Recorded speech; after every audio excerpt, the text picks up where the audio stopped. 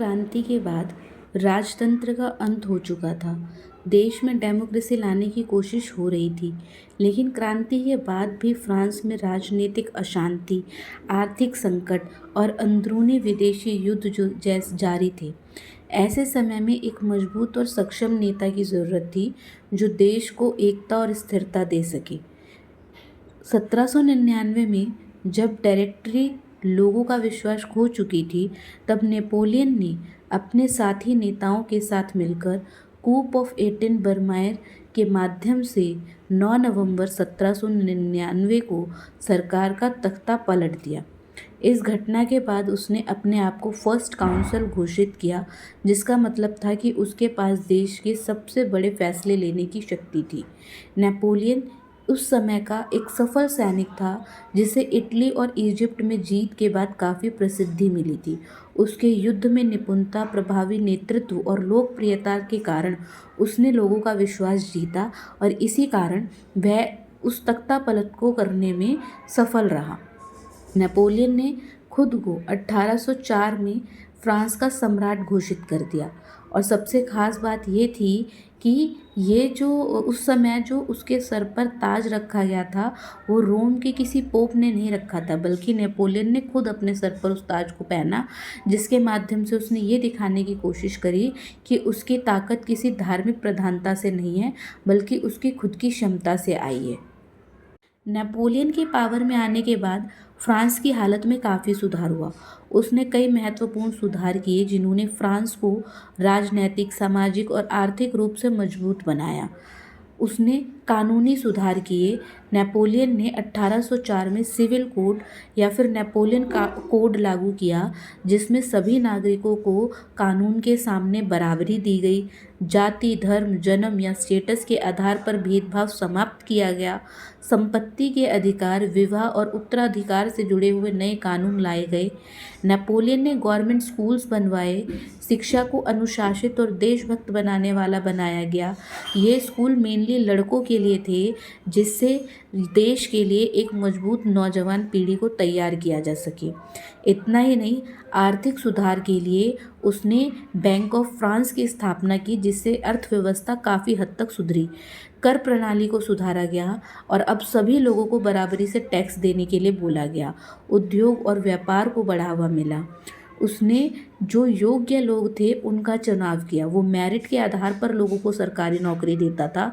इससे लोगों को मेहनत करने की प्रेरणा मिली और भ्रष्टाचार कम हुआ। इसके साथ साथ देश के अंदर के विद्रोह और अशांति को भी खत्म किया गया। कानून व्यवस्था मजबूत की गई, जिससे लोगों में सुरक्षा का भाव आया। इतना ही नहीं, नेपोलियन ने ऑस्ट्रिया, पर्शिया, रशिया और ब्रिटेन के विरुद्ध भी बहुत सारे युद्ध किए। उसने उसका जो एल्जाइजर का युद्ध था, वो उसकी एक प्रमुख जीत थी। इसके अलावा उसने कॉन्टिनेंटल सिस्टम के माध्यम से ब्रिटेन को आर्थिक रूप से कमज़ोर करने का भी प्रयास किया। इतना ही नहीं, 1812 में नेपोलियन ने रशिया पर आक्रमण किया, लेकिन ठंड और भुखमरी के कारण उसके लाखों सैनिकों की मौत हो गई, जिसकी वजह से यह उसकी सबसे बड़ी हार मानी जाती है। नेपोलियन ने अपने काल में पेरिस को राजनीतिक और सांस्कृतिक केंद्र बनाने का लक्ष्य रखा।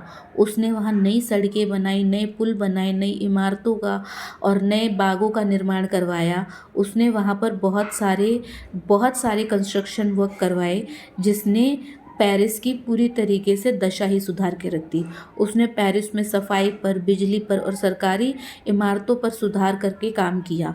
उसने बहुत ही ज़्यादा प्लान्ड तरीके से पूरे नगर का विकास किया। उसके काल में राज्य व्यवस्था, कानून व्यवस्था, अर्थव्यवस्था, नगर विकास के क्षेत्रों में बहुत गहरा सुधार किया गया।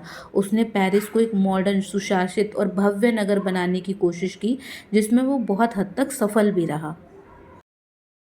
नेपोलियन के काल में आम जनता की प्रतिक्रियाएं अलग अलग थी और इसे इसका एक फिक्स्ड कोई जवाब नहीं दिया जा सकता, क्योंकि नेपोलियन के काल में आम जनता उसके बहुत सारे कार्यों से बहुत खुश थी।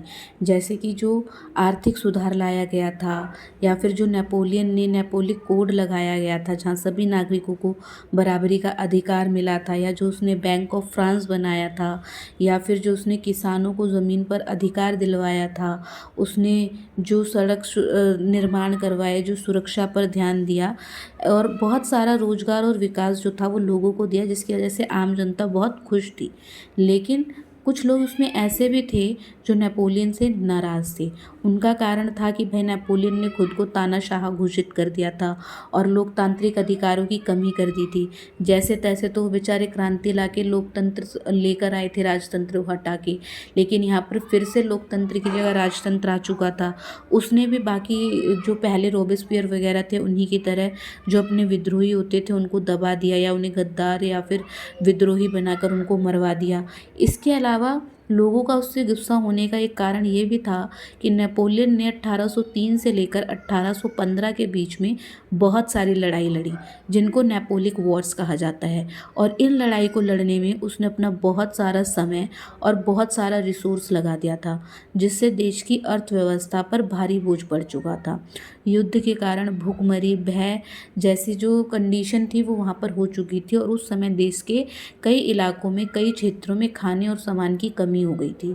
यहाँ तक कि जो रशिया के विरुद्ध उसने 1812 में युद्ध किया था, वो उसके जीवन की सबसे बड़ी एक गलती मानी जाती है। 1812 में नेपोलियन ने रशिया पर आक्रमण किया था, और जो उसकी आर्मी थी, जो ग्रैंड आर्मी थी, 6 लाख सैनिकों की जो आर्मी थी, उसमें बड़ी हानि हुई। रशिया के जो लोग थे उन्होंने वहाँ फ्रेंच की जो आर्मी थी उसको भूख, ठंड और बीमारियों में छोड़ रखा था, और इस युद्ध में 5 लाख से ज़्यादा सैनिक जो थे या तो मारे गए या फिर लापता हो गए। और ये अभियान नेपोलियन की सबसे बड़ी गलती साबित हुआ, और यहीं से उसके पतन की शुरुआत हुई।